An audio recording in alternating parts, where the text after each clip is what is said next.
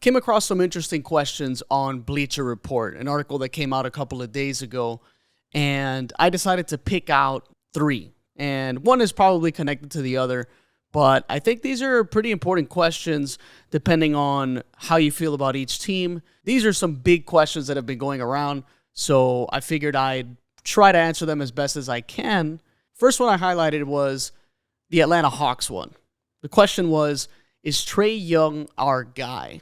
It's a pretty trendy topic. Depending on who you ask, some people feel like the Hawks should move off of Trae Young. So if you go on Hawks Reddit, a lot of those pages, people are defending Trae Young. And honestly, I was someone that was kind of iffy on Trae Young. But the more I think about this question, the more I realize that the answer is yes. So before tackling that question, I want to show some things that I'm sure some people are aware of. 12th in points per game. 2nd in assists in the league, behind only Halliburton, who has way better help, by the way. But I'll get into that in a little bit.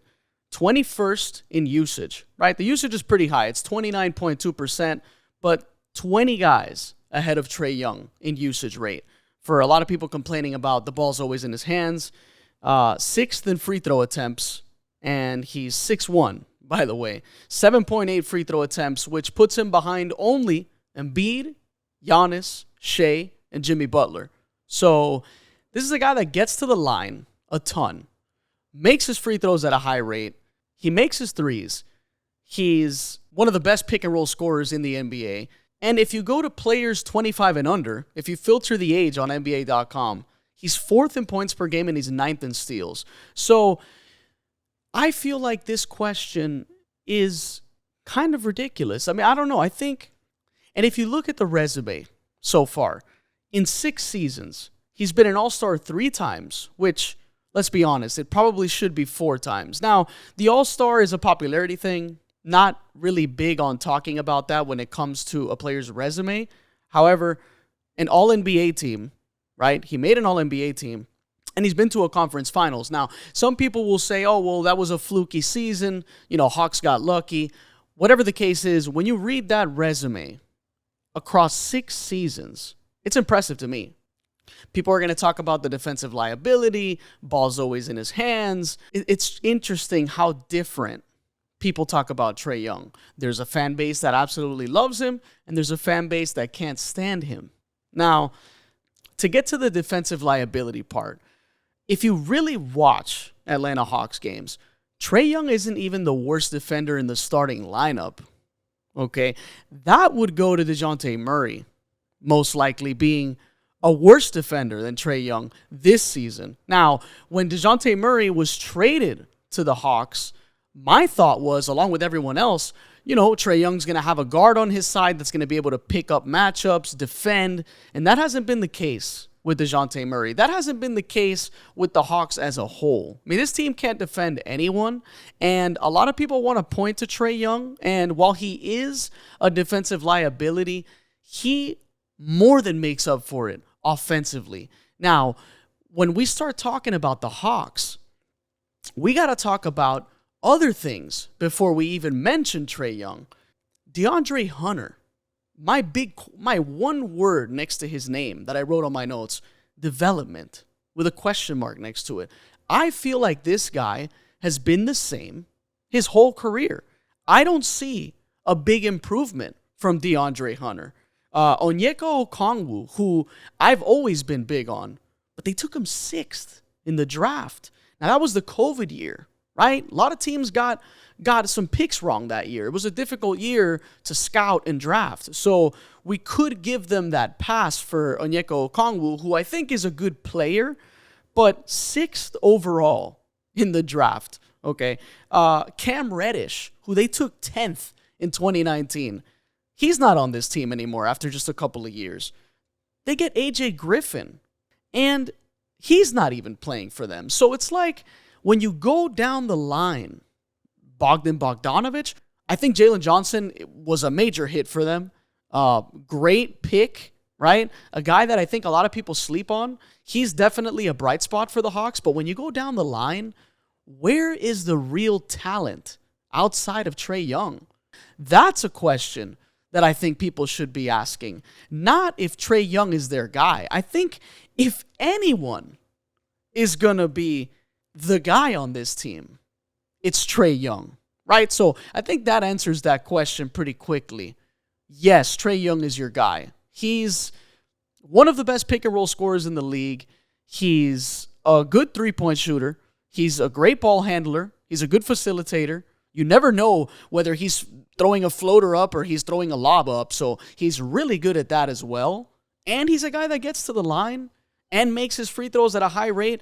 I think it's a no-brainer. I think Trae Young is your guy. And when you're a franchise like the Hawks, where free agents aren't running to you, you got to develop guys. You got to have good coaching. And the GMs have to have some trade creativity to get this team to work, right? Like, when you're not a destination, those have to be A1 in your departments. So, yeah, I'm not with that trade Trae Young nonsense. I think that he is definitely someone you can build around. They just haven't been making the right picks in the draft to begin with.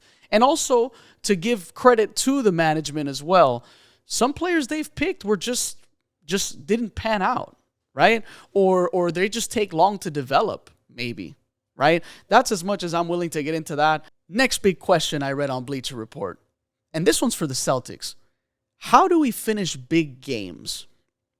That's an awesome question because this team has been awesome all year long. And obviously, every team has its flaws.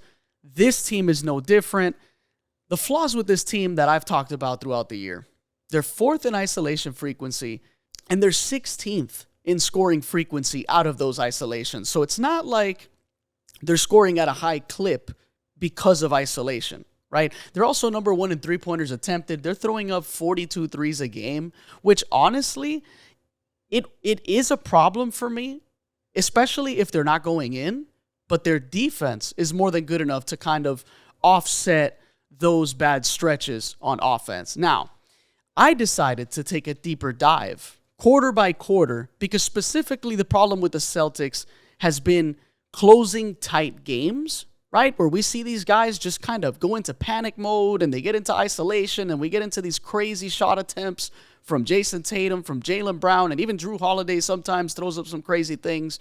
The basketball gets ugly sometimes in crunch time for this team. Now, in the first quarter, right, I'm looking at field goal percentage. They're 7th in field goal percentage in the first quarter. They're 3rd in the second. They're 22nd in the third. So it starts to really drop off as the game goes on.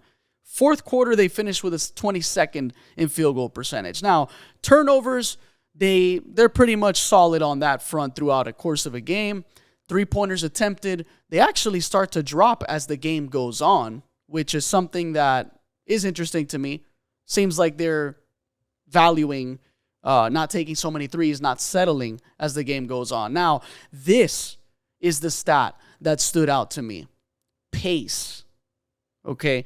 They go from 9th in pace in the first quarter to 30th in pace in the fourth quarter. So this team just gets into this slow, non-methodical, kind of just bad shot taking. I don't know what else to call it. This team, like I said earlier, it gets into this panic mode where they just get into this isolation basketball that doesn't benefit them in tight games. Now, this is interesting to me, right? Watching their pace drop significantly like that really correlates with the fact that their assist numbers drop. So to me, it's a pace issue. I think these guys start to just get into this bad basketball habit stuff, and that's really hurting them. You know, when you go look at assist numbers for this team, they're not like top 5 or top 10 in assist numbers. And a lot of that is because of the isolation basketball. So that's, to me, what's going to solve finishing big games. They just have to keep playing with pace. You know, I feel like they just have to keep it simple. Interesting stats with these Celtics, right? Main thing people say at a glance is that they live and die by the three. And like I said, the defense more than makes up for that. But one thing that I do wonder about this team, they're 25th in points in the paint right? This team does not take advantage of the spacing that they have, which arguably is the best spacing in the NBA, right? Outside of like maybe even OKC. But with that spacing, you have great opportunities for driving lanes to get to the rim, score in the paint, maybe even get more foul calls, right? Like this team is 23rd in free throws attempted, and that's typically what you're going to see when a team shoots a lot of threes, right? You're probably not going to get as many free throw attempts because you're settling for just shooting a bunch of threes. Now, the good comparison for this team to kind of see what they could do is the Pacers, right? Another team that shoots a lot of threes. They are the fastest paced team in the league, and they have some of the best spacing in the NBA as well because of their three-point shooting. The Pacers are number 1 in points in the paint. So clearly the Pacers take advantage of the spacing they have to get points in the paint, which is something the Celtics can definitely take advantage of. I'm not sure why they don't take advantage more of that. Get to the rim more.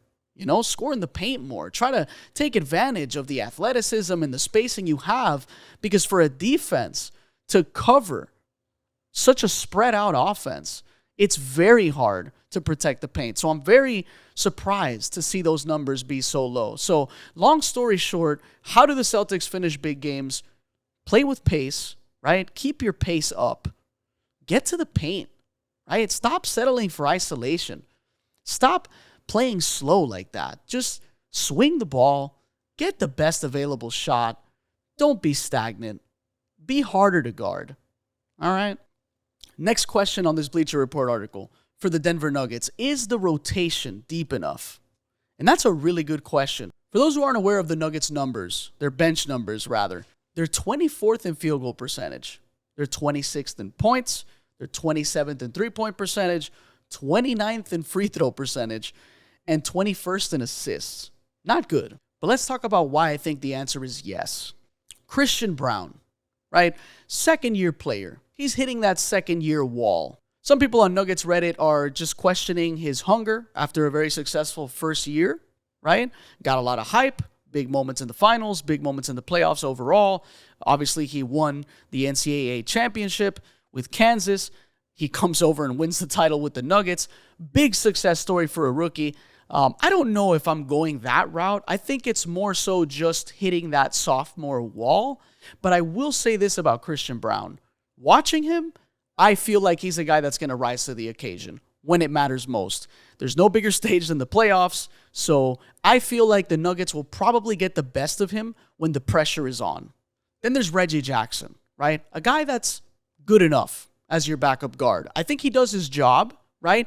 Gets a little shot chucky, okay? He does get really heat checky, takes some crazy shots, but he does play with no fear. He's a veteran, and I do trust him come big moments, right? So that's another guy on this bench that they have at their disposal.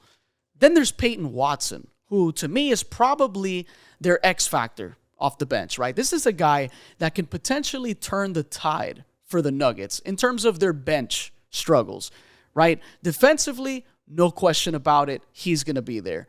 When he's clicking on offense, that's where it just completely turns the table for this team, and they become a massive problem. So basically, all the bench really has to do is survive during those non-Jokic minutes, which aren't going to be much come playoff time, and they'll be fine, right? Do I think the rotation is deep enough? I think so, right? If you have 3 guys, which I just listed, that can stay solid, and I do believe these 3 guys can be solid, this team's going to be fine. So the answer to this question for me is yes. The Nuggets rotation is deep enough. And then I have this last question that I decided to add on to this because it is tied to these Denver Nuggets in a way. And this is a Lakers question. Can the Lakers beat the Nuggets?